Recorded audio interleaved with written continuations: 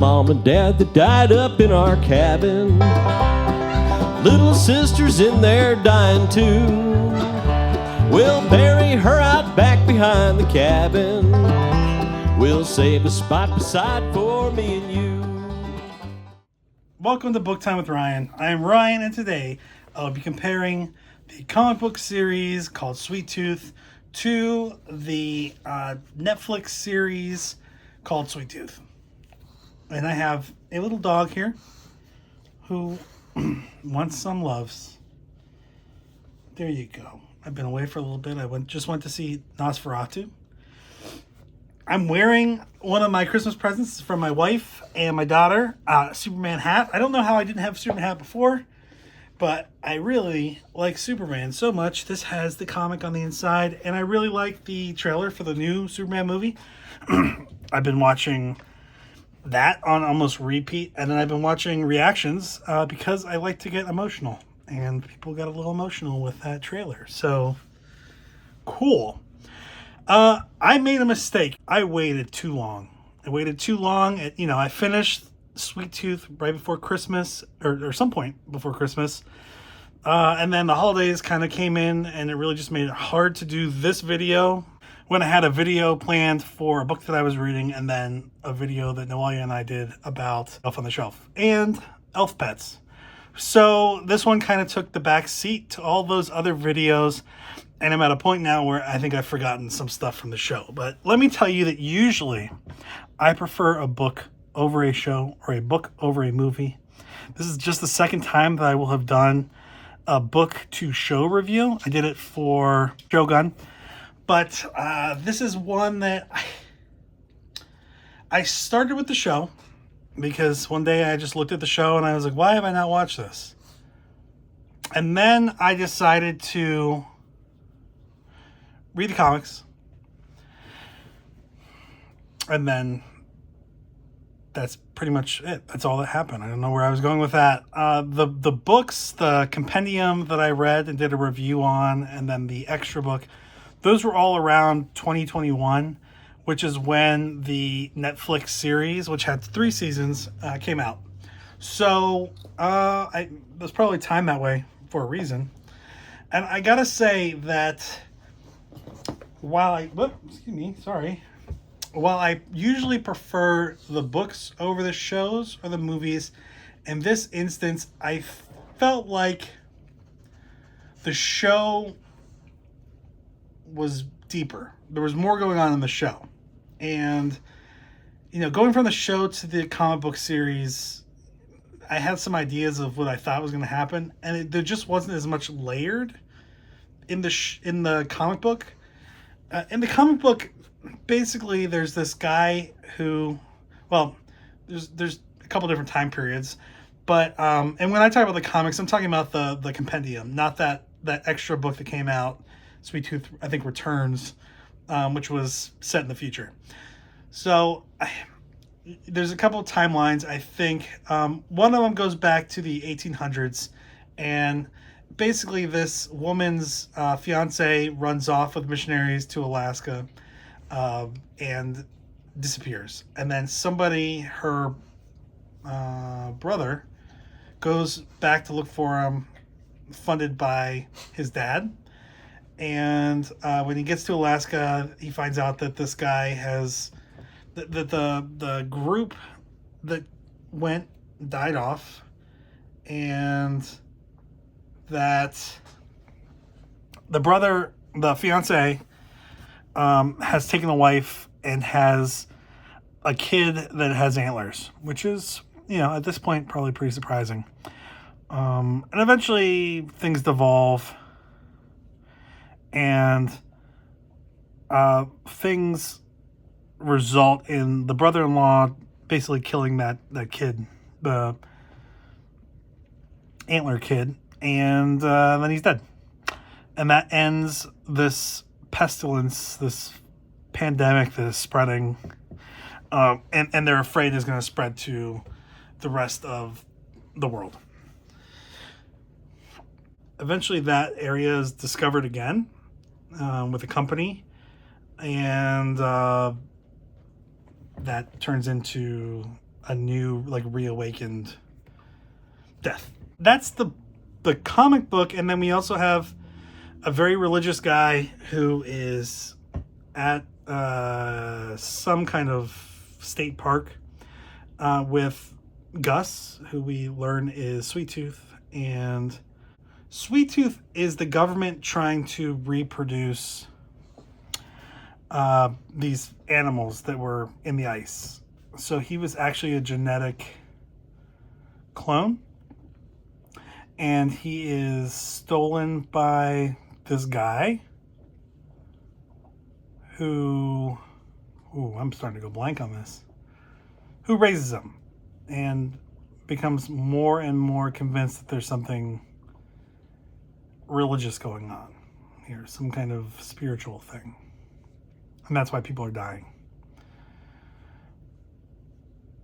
This white guy, who is a former hockey player, kind of rescues Gus as he's about to be kidnapped by these poachers who are going to take him to this camp to have him be experimented on by this doctor named Singh.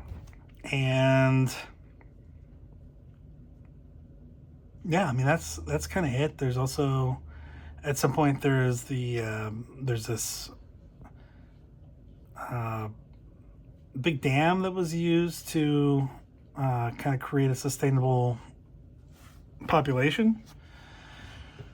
And then it turns out there's this guy, I think Haggerty, who is a bad guy and tries to kill people. This is all the comic book. And, at some point there are a couple other things that go around with Gus. Some of the hybrids that were rescued from the camp or farm or whatever it was called. One of them was this pig girl, piglet, pig whatever. I think her name's Becky or Wendy. And they're just trying to get to Alaska to end what is happening. And we essentially figure out that there's no hope. Humans are going to die off and hybrids are going to take over.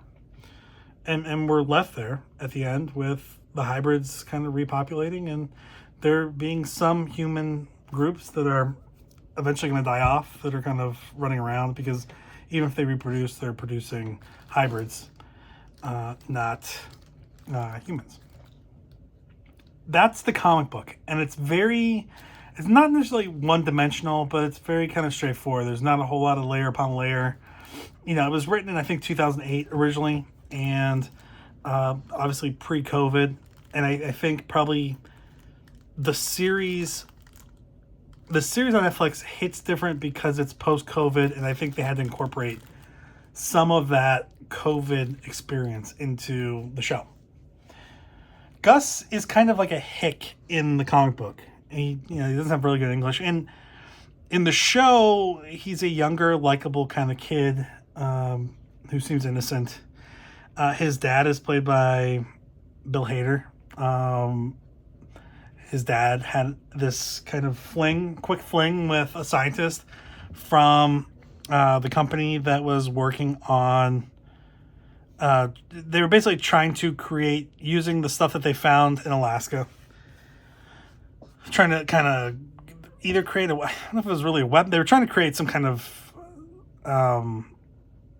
super cure. And instead they unleashed this virus that killed off many, many people. You have the Last Men. I feel like in the show, the Last Men are much more front and center. There's even this reserve or something they're building, and a number of characters that don't exist in the book that exist as main characters in the show. And Wendy's there. There's also a girl that was Wendy's half-sister or something, called the Bear. She's part of the animal army, but is really trying to rescue hybrids. But Becky is also Wendy's sister, half-sister, or something like that. And in the book, you don't really have Becky as this main character. You do have a few characters from what I think was a house of I was gonna try to come up with a cool name for it, like a prostitution house, whorehouse. Those characters are replaced with slightly more wholesome characters, including Becky. Big Man in the show is a former, I don't know if he's a linebacker or something, but he's former NFL football player, professional football player. Instead of a hockey player, he's black instead of white. He's also probably a little less disagreeable than the guy in the comic. And I don't know, like he seems more plugged into what's going on than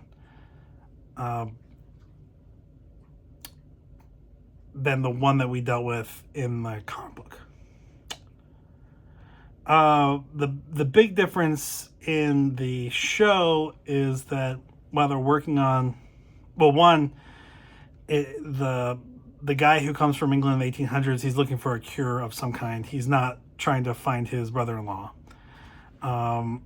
And also, they kind of tap into this cave where everything's happening. In the show, there's this kind of tree of life or the blood of the earth kind of thing that they tapped into that was releasing the sick. In the show, no, that was the show. In the book, they're trying to clone them, and Gus is a clone. Not a miracle, a clone. The first clone, but a clone. I think the comic books, the series is more violent. The comic book series is more violent, and they're much more willing to kill people off pretty quickly, including the main bad guy's brother. He dies in both, but a little differently. Between the two, I felt like just there were things in the show that kind of annoyed me. There are times where you just felt like they were pretty disorganized, that they were going into some kind of major action without planning and just hoping they survive, and that's really not the way you want to go about that. There are things that characters do that you want to just punch them in the face and say, that was stupid, you just screwed up. And there are also some very lucky things they're doing. At one point, there's a scene where planes are flying over the last men and throwing old trash out the planes and hitting people on the ground. That's incredibly hard. You're flying at 100, 200, whatever miles per hour. I don't know how fast they're going. And throwing stuff out and then hitting something that's the size of a person at that speed from that distance is incredibly hard. Probably pretty easy to dodge, too. So there were things like that. Just little things like that. Between Singh in the show had this wife that he was trying to save, and you kind of respected him for that. He ended up being a douche until the end. Singh in the comic was pretty much unlikable the entire time, and he didn't really have anything redeeming. He was just a bad guy who was manipulative and trying to do things. Maybe trying to change the world, but not a whole lot to like there. I felt like the characters in the comic book were just not that likable. Like, you didn't feel that invested in their success. Even the main character, Gus, not disliked, but he just didn't have the same kind of appeal as Gus from the show. And really, 2008 didn't have kind of some of the common feel that you got, at least informed by an ongoing pandemic in the show. So, and I don't know how the show dealt with the pandemic either. It came out, a year before, or the pandemic really blew up a year before the show came out. How did that affect filming? I don't know. I don't know any of that. So, between the two, I prefer the show. But I think they're both interesting and different enough that you could probably do both and appreciate it. They're the comic's fine. It's just not as deep as I like, and I kind of expected with the layers that were in the show, which wasn't overly layered. I kind of expected there to be more layers with the books, and there just weren't. So, I like them, but that's where we are with that. So, thanks for being here today. Go enjoy some comics. Merry Christmas. It's after Christmas now, and Happy New Year, which is coming up. And I will see you later. Have a good one. Bye. Now everybody's dying in our cabin. We all thought that it was just the flu. Turns out it was something really different. Now it's even killing me and you. Kill 'em, Mark.